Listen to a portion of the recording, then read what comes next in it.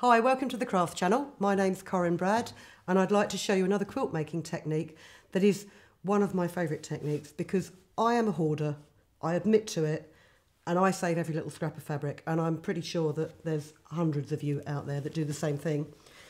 So with all my scraps of fabric, I've made a scrap quilt, which is so bright it hurts my daughter's eyes, but I don't care because it's all those lovely bits of fabric that is too good to throw away. And what I've done is I've mixed them with larger squares so it's not so in your face. But I just want to show you the method of taking all your scraps, putting them together to create blocks like this,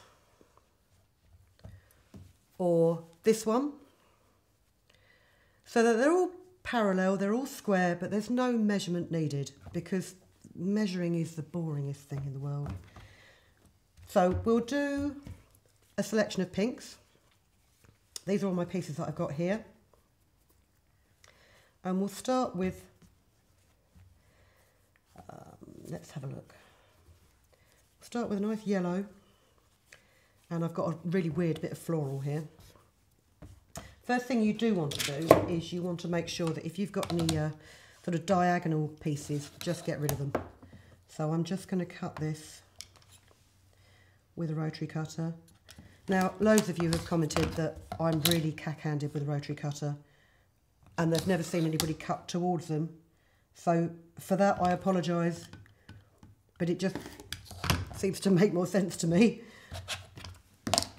So take one piece of fabric and we'll have this nice bit here. Don't worry if you've got torn edges.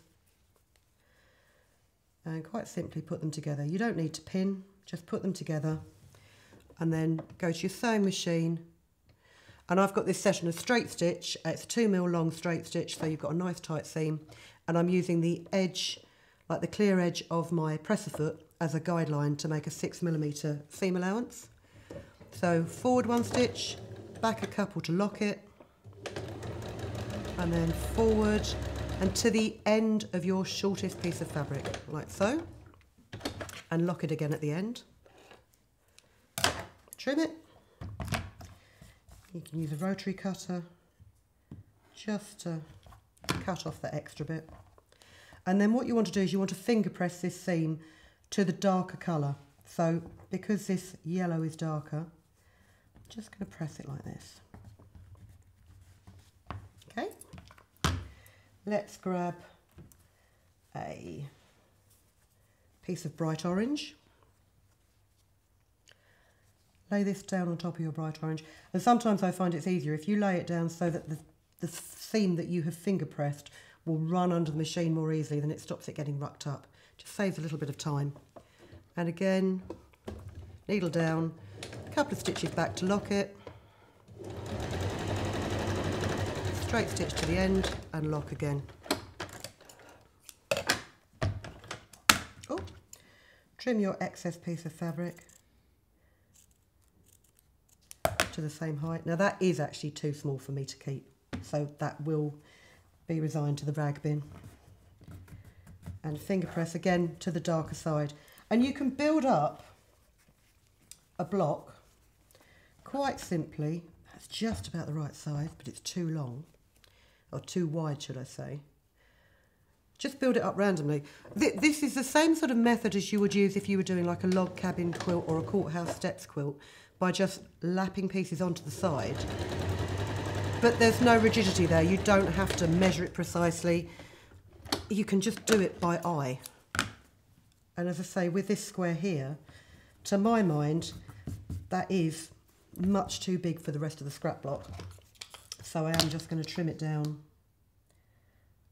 to about that width. And then add a section of plain pink down here. Actually, let's do it like that, so I can see where my finger pressed seams are.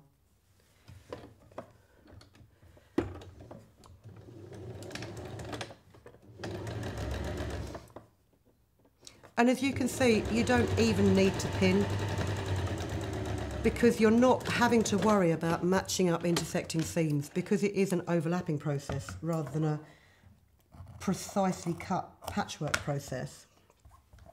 And it is just a great way to use up all those pieces of material that you thought were no good for anything else. Not that any piece of material is no good for anything else. I am the woman that cuts selvages off and keeps them to tie things up with, which is why I can't move in my house. So we'll just keep sewing it up like this. And then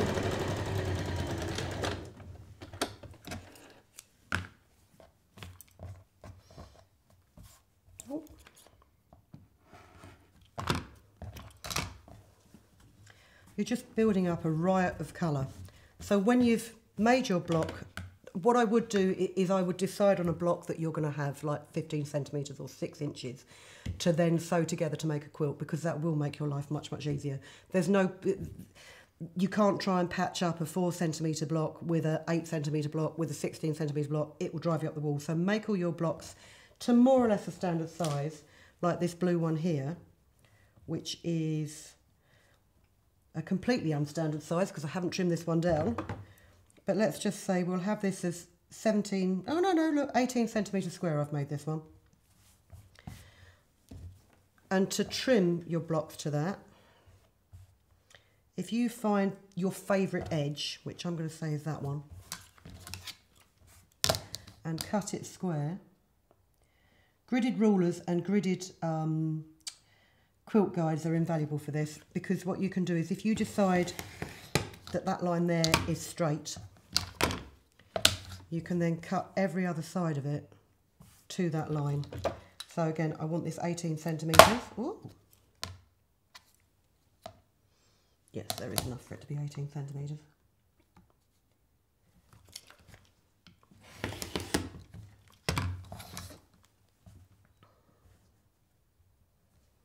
Like so. How I ever made quilts without ruled cutting mats, and well, I did make them, but they were a bit skew-if, to say the least. There's a lot of tools that are available out there that make your life so much simpler. And if you've got them or you've got access to them, use them. You know, important things are things like a steel edge ruler, putting a fresh blade in your rotary cutter so that you can just cut cleanly without having to keep dragging over it. There you go. So that's cut to 18 centimetres as well, the same size as this one, so that then you can just pair them together with a normal 5mm seam allowance and build your quilt up like you normally would. So, as I say, lovely way to use your scraps up. You can create a mind-boggling, bright, psychedelic quilt like this for little to nothing money. It's all just pieces of fabric that you've got lying about. Hope you enjoyed the demonstration, and we will see you next time. Bye. If you've been inspired to create, please share your makes with us in the comments section below. And if you've enjoyed videos by the Crafts channel, hit the like button. Want to see more of us? Then click subscribe. See you next time.